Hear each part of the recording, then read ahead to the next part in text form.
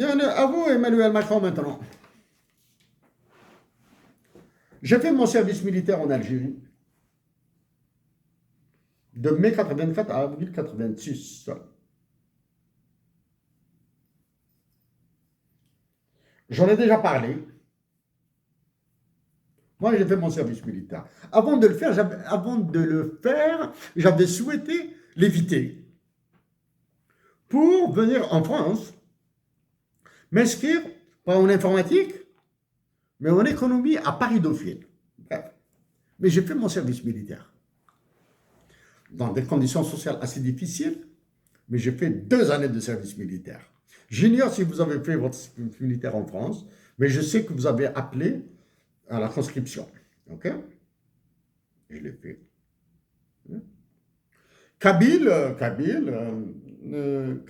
Kabylie.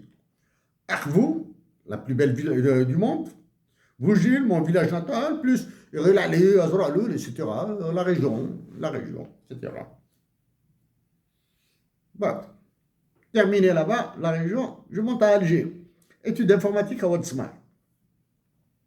Je commençais à découvrir l'africanité. Il y avait des étudiants des pays du Sahel qui étaient étudiants en informatique avec nous. À l'époque, c'était le centre d'études et de recherche en informatique de Ouadsma à Alger. Ce que j'avais découvert aussi, des Algériens comme moi, de l'Est, de Khenchla, des Bessa, les Aurès, des Berbères comme moi, des Amazirs comme moi. Ah, c'était immense. J'ai découvert aussi des arabophones de Annaba, de Tarf, etc., de Constantine, avec nous. C'était immense.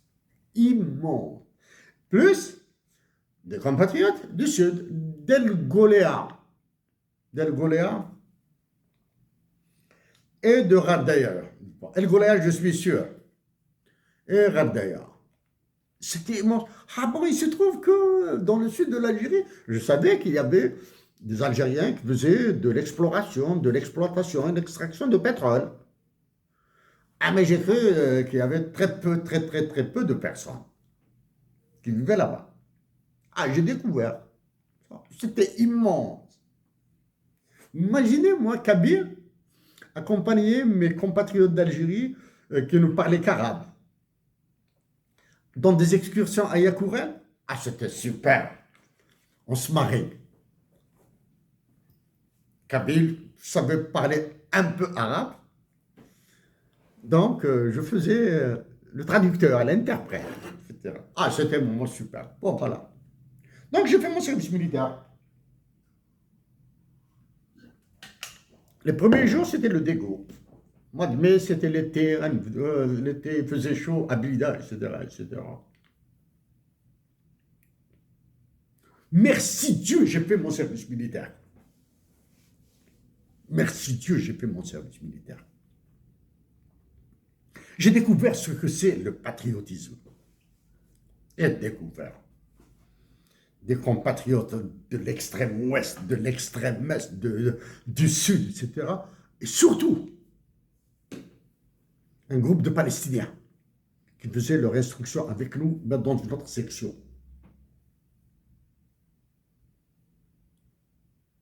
J'ai terminé mon service militaire. Ah, du moins, j'ai terminé l'instruction. Je le répète, le 5 juillet 1984 a été la promotion des premiers généraux en Algérie. Le 1er novembre 1984, c'était la promotion spéciale Al-Hajmi Hajris. J'ai parlé à propos de à qui j'ai dit mon hommage. C'était un hommage, un général d'exception. Mais surtout, chers compatriotes, Emmanuel Macron, il y avait un commandant de section, un commandant de compagnie. Zerouel Mohamed, lieutenant. Et il est monté lieutenant juste à la période du 5 juillet ou du 1er novembre, là. Commandant de compagnie. J'ignore ce qu'il devient, là. J'ai envie de pleurer en pensant à lui, là. Zerouel Mohamed, lieutenant. À Blida, l'école de formation des officiers de réserve.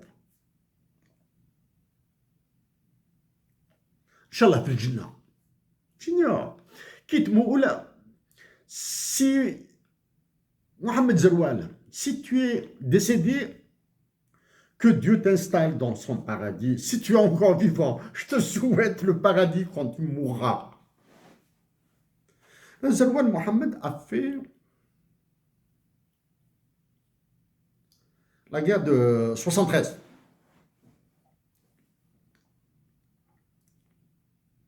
Le Sinaï. C'est avec lui que j'ai découvert le patriotisme le plus pur.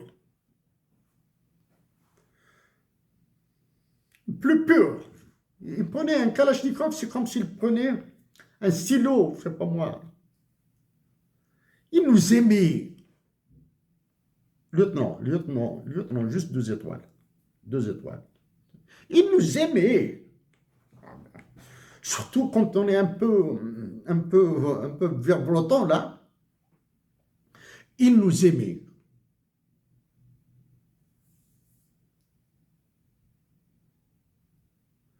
C'est un souvenir, là, il est là. Il est là. Il est là. On devait tirer avec un hound, un mortier. Mal placé, la roquette mal placée ou je ne sais pas quoi, là, etc. Elle a explosé à l'intérieur du mortier. Il l'avait pris comme ça. Il n'avait pas fui. Il l'avait pris dans ses bras. Donc, à tous mes camarades que j'avais découvert, mon premier déplacement au sud, c'était à Sibahba, dans le désert algérien, pour un bivouac. Nous étions des militaires appelés. Donc, à Zarwan Mohammed. Ben, il m'est impossible d'être militaire, ça c'est pas possible, pas possible. Mais vive l'armée algérienne avec des hommes comme toi. Zarwan Mohammed, je te le dis, cher frère, cher grand frère, je te promets que je ferai tout ce que je peux pour ma patrie. J'ignore si Zarwan Mohammed a un lien de parenté avec l'ancien général et ancien président de la République qui a foutu l'Algérie en l'air là, qui a participé à foutre en l'air. Dans ce cas-là, je m'excuse auprès de Zarwan Mohammed. J'avais découvert l'armée avec Zarwan Mohammed. Emmanuel Macron, durant mon service militaire, du moins l'instruction, service militaire à Blida, parmi mes camarades, il y avait un Algérien qui s'appelait Karim Pascal. Karim Pascal, parce qu'il avait un parent algérien, donc il est venu faire son service militaire en Algérie. Il s'appelait Karim Pascal. Tireur d'élite. Il a tiré à côté de moi, là. Je l'ai vu. Mais c'est un élève officier. Hein. Il a tiré. Quand on a été compter les trous de ses balles, on n'avait trouvé qu'un seul grand trou. C'est-à-dire, il a mis toutes ses balles dans quasiment le même cercle. Il s'appelait Karim Pascal.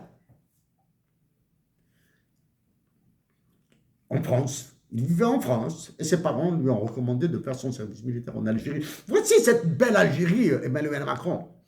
Il y avait aussi Ramdan, Kabyle. Il faisait 1m90 ou quelque chose comme ça. C'est une armoire à glace. C'était une armoire. Il était de parents algériens, mais qui vivait en France. Il était étudiant, il est venu en Algérie faire son service militaire. Durant le mois de carême, Emmanuel Macron avec Ramdan. Donc Ramdan, je ne sais pas si... J'espère qu'il tombera sur cette intervention. On nous donnait une petite demi-heure, 45 minutes de répit, plein soleil, là, etc. C'est le ramadan en jeu, etc. Je m'installais à côté de lui, je m'allongeais à côté de lui. Bon, sur la terre pleine, hein. Ramdan, je lui disais comme ça, Ramdan, j'ai envie de manger un peu de galette, un peu de poivron, un peu d'oignon, un peu de ceci, un peu de cela, j'ai envie d'un café et d'une cigarette, etc., etc.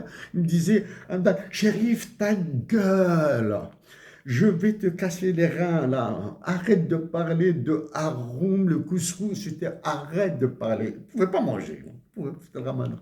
C'était aussi un Algérien qui avait vécu en France. Mais il est venu en Algérie passer son service militaire. C'est cette armée-là que j'aime. C'est cette armée que j'aime, Emmanuel Macron. Emmanuel Macron, J'avais hésité. J'espère, je plains mes compatriotes d'Algérie pour l'information qu'ils écoutent. Écoutez, entendre Éric Zemmour, David Pujadas, etc., etc., ça doit être une torture en Algérie. C'est vrai. En parlant des militaires, de mon service militaire, bon, je peux aller dans des détails un peu dégoûtants là, hein, parce qu'après mon instruction, je suis devenu officier de réserve, aspirant, avec une étoile blanche. J'ai passé une semaine au ministère de la Défense nationale, tout le reste, je l'ai passé dans l'administration de la première région militaire à Blida.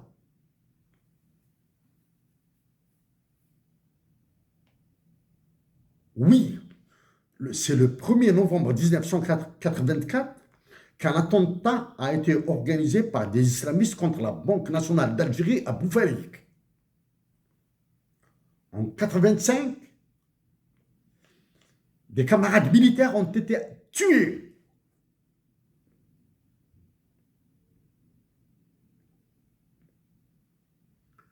À Ouad Ben Slimane, du côté de l'Arba'a.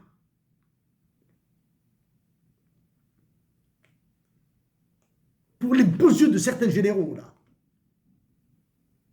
Emmanuel Macron, l'état-major de l'armée algérienne doit partir immédiatement. Une révolution des œillets est indispensable en Algérie. Une fois cette révolution des œillets organisée, celui que vous prenez pour le président de la République en Algérie doit rester. Il est incapable de faire quoi que ce soit là. Il doit rester parce qu'il nous faut pas un symbole. Il nous faut un faisant confiance, un faisant fonction là, le temps d'organiser. Oui, Emmanuel Macron, la guerre avec vous est très longue. Elle sera longue. Mais je vous jure que je me donnerai à fond pour ma patrie. Merci à vous, chers compatriotes d'Algérie et chers compatriotes africains.